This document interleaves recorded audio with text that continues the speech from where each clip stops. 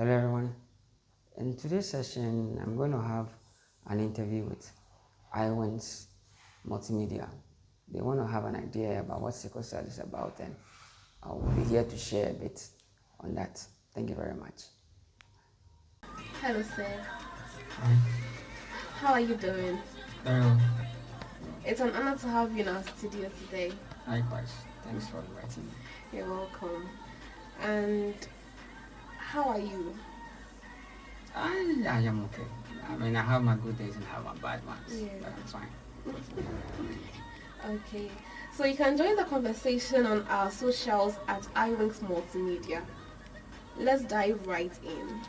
So for start, in simple words, what would you say sickle cell is? Well, sickle cell is a genetic condition, that affects the production of red blood cells, or I should say hemoglobin. Yes, so that's what it is. Not red blood cells, but hemoglobin. But we have to understand what hemoglobin is for people to get what we're talking about. Now, hemoglobin is, the protein in the red blood cells that is responsible for carrying oxygen, from our lungs to other parts of the body. Okay. So that's where the problem is. Okay. Thank you for that. How did you find out you were living with sickle cell? How did I find out? Well, when I was young, like when I was really young, I realized that I wasn't like my colleagues. Like there were certain things I was not able to do, there were certain things I couldn't take part in, because I realized that fatigue easily sets in whenever I'm into doing things with, friends. I couldn't play soccer the way that they could. I couldn't run the way that they do. And whenever climbing a staircase is about 12 to 14 steps, and whenever I climb a staircase, I have to sit and pant. There were days that I know I'm blacking out, so I have to just sit, across a place that I'll be able to know that I'm covered, or I'm secure. So I knew that there was something that was off. Yeah. But for me, my folks did something interesting. At a very young age, I think I was probably in class 2 or class 3.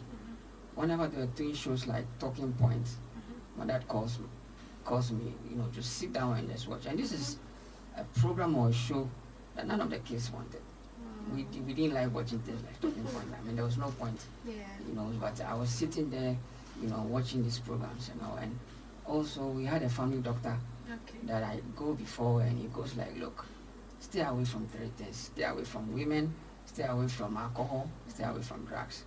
And up to this day, those things still ring in my mind. Yes, so. I see.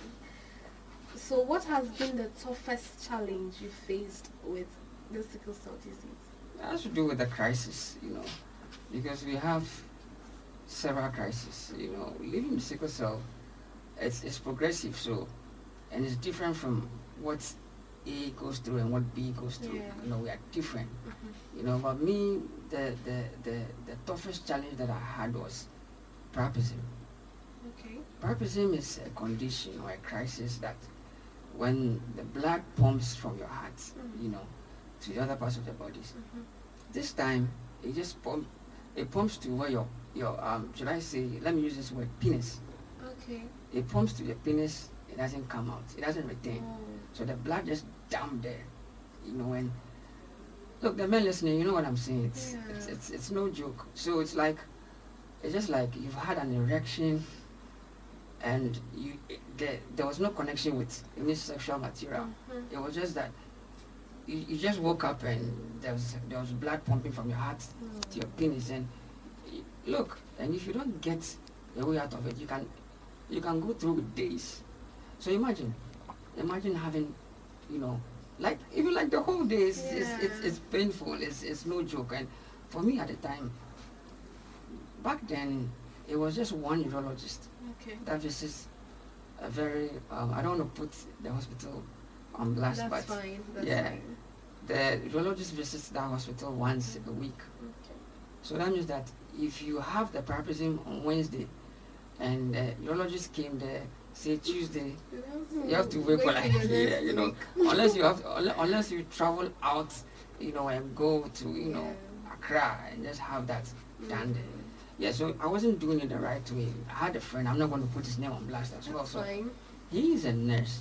He was like, look, I've seen the urologist perform this, so he didn't because that wasn't his job.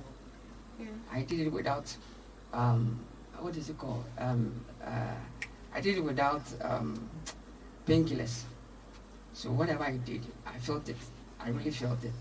Just because I wasn't shouting or anything doesn't mean I wasn't getting the You are blood. really feeling it. Yeah, the needles were going straight into my penis. Oh, shit. The needles go straight there. Then you pull, he injects the blood out because he has to suck the blood out. So he makes the first pierce goes. It was about 2 piercing, Wow. on your It penis. was And very painful. it was no joke. I mean, that was when I was like, Charlie, this thing that I'm going through is something different. Yeah. And I think the last injection that he makes is he injects the middle where the urine comes out, and that's a total different thing. The men that are watching, you can just imagine that happening. Yeah, so that was where I realized that no, this thing is no joke. Yeah. Yeah. So does it keep occurring? Yes, or- it does. Look, it can be done now, and in a couple of hours it comes back. Whoa. Yes. And the right places that this type of insertions are done. What they do is they give you an injection at your abdomen. That's the right way.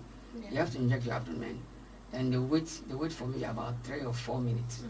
And once you are calm, they can do, they can pierce your penis. Yeah. It doesn't come with too much pain. That's the right procedure. Symptoms that you have to look out for. Yeah. Yeah, the very common symptoms. Look, a patient with sickle cell, usually the eyes are yellow. Okay. The eyes are very yellow. There were times that my folks go like, "Does he have jaundice?" And they'll take me to the private hospital, and the doctors will be like, "Oh no, he doesn't have jaundice. That's part of the sickle cell." So when you see someone, a child that has that, then you know that you have to go check and just find out.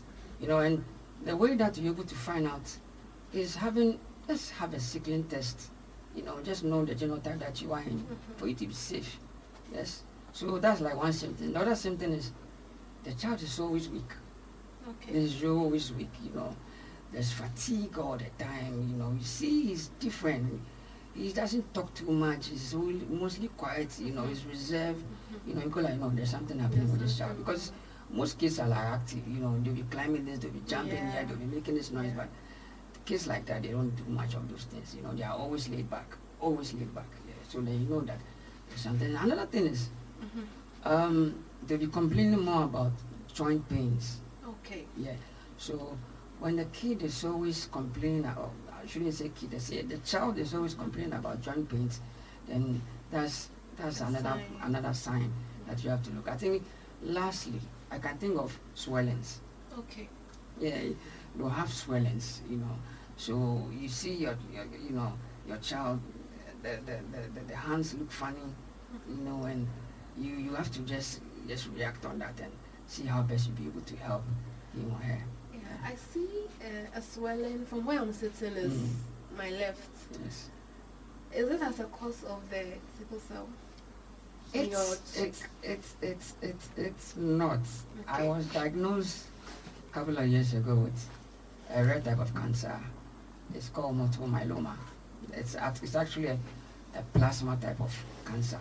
It starts from your bone marrow, and it's a result of abnormal proteins that works. Yeah, so that's not. So what happens is it feels like a bone type of cancer, but it's actually a blood type of cancer.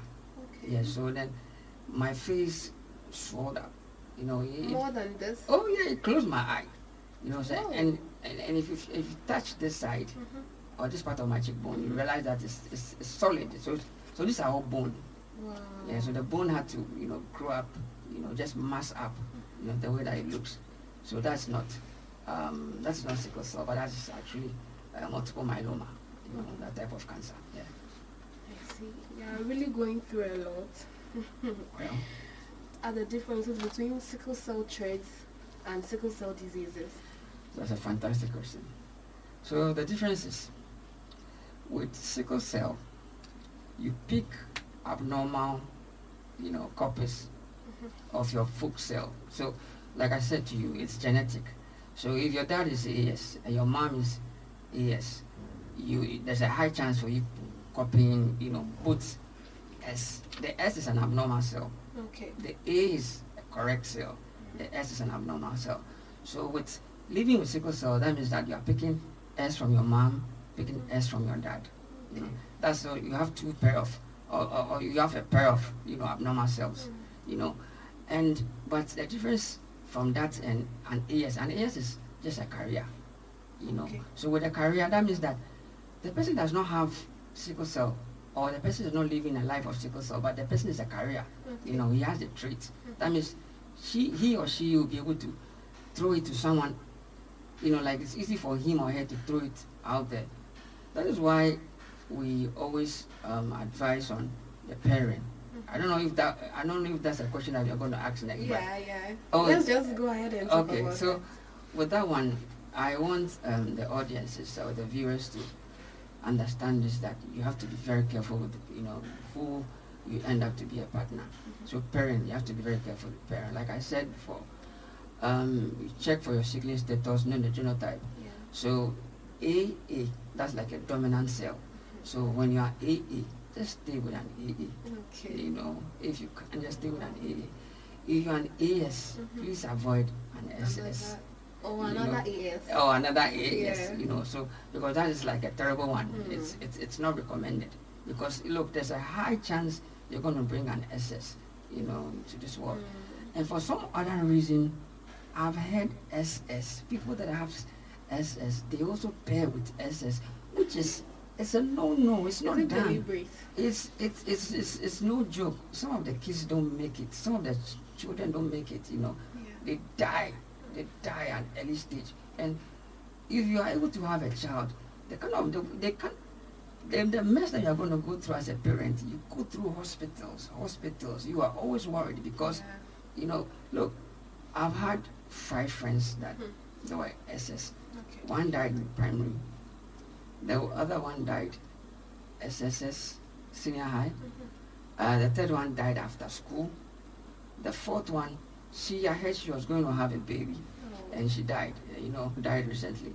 Yeah, I heard he also died. So that's about 5 people. So it's not all of us that are able to make it this way. Yeah. So it's something that has to be heard, and the excuses are just too many. Look, I went to a sickle cell clinic. I'm not going to put that on blast. And I saw a child. He was about 8 years. He was working with crutches. Like I told you, certain ages, certain things gets to them. Other people, they have it at a very early stage. So the mom saw the way I was looking at the child, and I was just shaking my head. And the mom was like, and the mom, very educated person. I'm like, so why? What happened?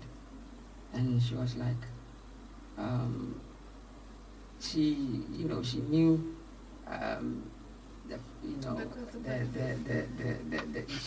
the husband had such and such and such, but they were only wishing, or were only hoping, the child wouldn't have to go through this. I'm like, no. It developed into something else, and a lawyer came in and she said that I can't be saying this because it's a human rights issue. Yeah, and I haven't been able to speak that way again, but I know how it feels. Like, I know how I feel when I see this, these children walk the way they walk, especially knowing that they have, SS. Yeah. Yes. So early on, you were saying something on cost. That's when a parent will have to spend a lot if their child has sickle cell. So when it comes to you, how much have you spent? I won't look. It's almost impossible to calculate that. Totality. It's not possible, because sitting here, I know how many times that my folks have to keep me in hospitals. Even I've slept in different hospitals. Different private, and it wasn't like I was even doing government or state hospitals. I was doing private hospitals when I was young. So I've slept in a lot of them. So for me to come out with a number, that won't be possible. But Okay, so what are some of the lifestyle habits that has helped you stay healthy with sickle cell? I think it's orientation of the mind. Okay. You need that. Yeah. That's the only way you'll be able to survive. Because, look, you don't have a social life. So you have to have a mind. It's not like having a tough mindset, but just have to have a way of living. For me, I need certain things to distract me. So maybe when I'm down, because look, it comes with a lot of anxiety. You are down today, you are down tomorrow, and what can I do to distract myself? Yeah. The internet. I stay behind it. Like the internet a lot. I also have video games that I have to, I get into, and I just play a lot of video games, if I can. And yes, and I just stay on research. I love researching, so that's what I also do that, just to keep me going, just to try to take all those things out of my mind. And lastly, for me, I can't speak for everyone, but for me, I believe in the hidden hand, the Most High. So it's like a safe, that is for me. It's a safe place for me to be. So regardless, like I said, about 4 years ago, I realized I was having pains in my joints. These are terrible pains, very terrible pains. And I wasn't too surprised because I read about it. I knew there was a time that was coming, but I didn't know when. I'll be having all those joint pains. But the more I got further, or the more I got closer with it, I realized that there was a condition called AVN. It's actually called avascular necrosis. Okay. And AVN, what it does is it prevents blood flow from your joints. Okay. So basically, what it means is, you're a human being, every human being, the joints, you have a cartilage. The cartilage acts like a soft tissue. It's not soft per se, but it acts as a tissue that holds your joints. So you don't have any friction going on. Yeah, so my cartilage got to a time when the avian came in, my cartilage started drying up. Okay. So as I sit right now, all the joints in my body, there's a lot of pain going on, even now that I speak to you, because the bones they rub against each other. Imagine having bone rub against each other. Yeah, so that's how it is. So I have to use a crutch to walk. So the privilege of me jumping, me squatting, me, moving, me crawling, I don't have that anymore. Now I just have to move with the crutches. So it's not everywhere that I go. And if you want me to come to a place or I have to go somewhere, you have to tell me 2 or 3 days. I have to have an idea that this is where I'm going, because I have to psych my mind. So I need a mental, my mental faculty has to be, addressed to the fact that I'm coming here. Else I'm not coming. I won't move, because look, if I to even stand on my feet with a crutch is another thing. Just think about your bones are rubbing against each other. Yeah, so it's not. Look, if I'm not able to use showers like I used to. So I had to, I have to use bath. I had to create a place that I can have bath and the rest. So if I'm having my bath and I sit on the bath, and that's how I know that, because the bone, the crackle up, and you hear, first 2 weeks or maybe first 2 months, it's terrible. Even a year is terrible whenever you hear that. But as the year goes on, it becomes part and parcel of you. So you just move along. Some people that I know some patients or some persons are not able to go with it. So they have what we call a hip transplant. Okay. So they have titanium hips, and they move around like normal human beings. But even them, they sometimes take painkillers, because it still comes with some sense of pain. So that I can say about it.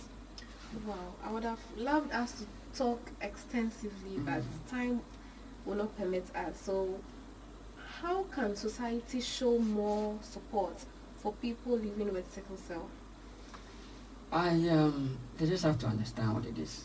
I'm not saying they should show um, they should, like I'm not saying they should be up there to show yes, it's good to be concerned about it, but all I'm saying is just educate yourself around people like that. Okay. Stop the stigma. I've heard one or two stories. Fortunately, I haven't had that with me. Like wherever I go, wherever I schooled in, I didn't get that stigma there. But I've heard people say they had stigma even at work and they were not able to go to. I'm like, no. It's because not to cut you short, but talking of stigma. So sorry, I'm getting emotional. Oh, that's fine.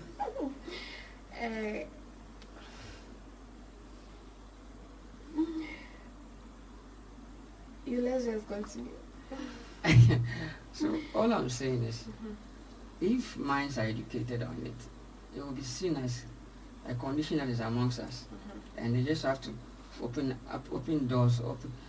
I don't need certain things to be done for me. I do certain things on my own, even when I'm home. A tip on with someone who is living with sickle cell. A tip? Yeah. Okay, so this is what I want to.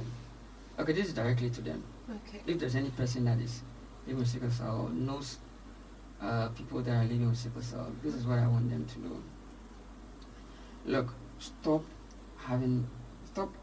bathing with tap water or like regular water. Look, bath with warm water. It doesn't make you old. I've heard that conversation. It doesn't make you old. Just bath with hot water. If you're able to get what is it called, heating pads, that's good.